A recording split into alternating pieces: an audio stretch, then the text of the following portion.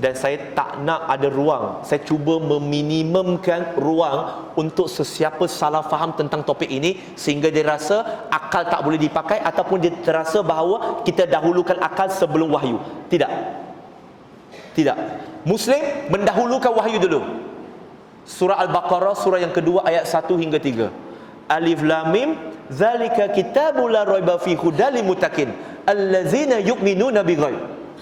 Alif Lam Mim, sesungguhnya kitab ini untuk orang yang bertakwa, dan mereka yang beriman ini, mereka beriman kepada benda-benda yang ghaib, yang melampaui sempadan akal.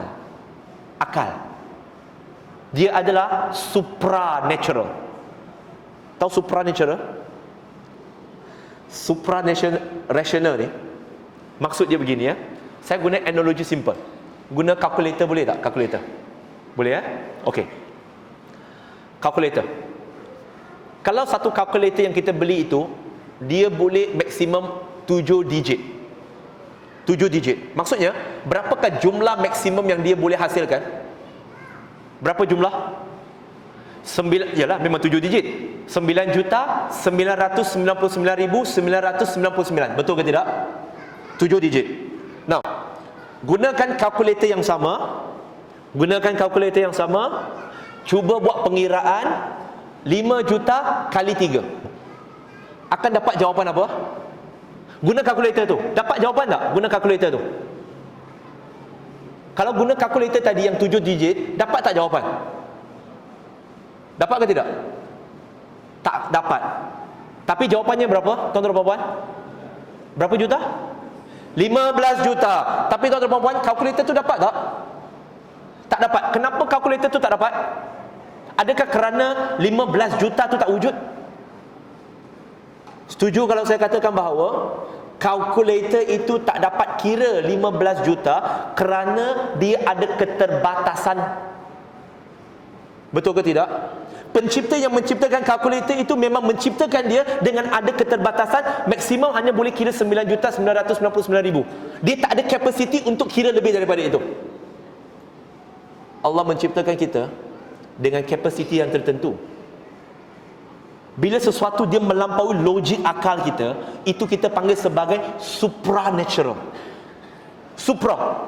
Macam mana kita nak tahu? Allah kata kun fayakun. Logik boleh bayangkan tak? Kun fayakun, Allah ciptakan semua. Tak boleh. Itu supranatural. So far kita jelas kat situ, tuan-tuan dan puan-puan? Ke pening ni? Saya harap bukan saya cakap syok sendiri ya. Hari ini kita bukan nak suruh kita agungkan akal, tetapi nak bagi tahu kehebatan akal.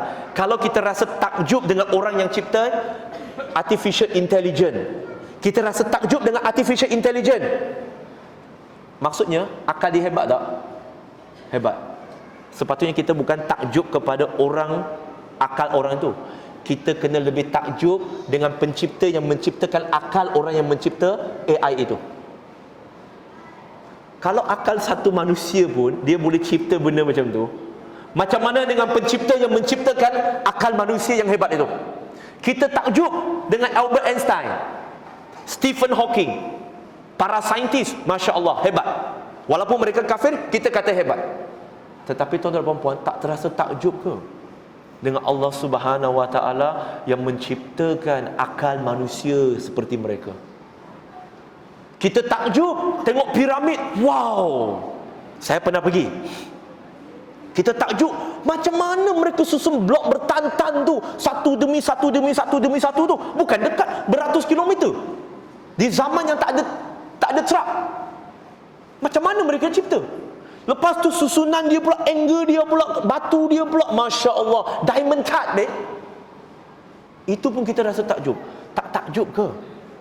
Allah Subhanahu wa ta'ala suruh kita perhatikan malam dan siang, matahari dan bintang. Tak ada tali yang digantung di atas, tetapi semuanya tergantung di atas. Suruh kita fikir. Untuk orang yang berfikir.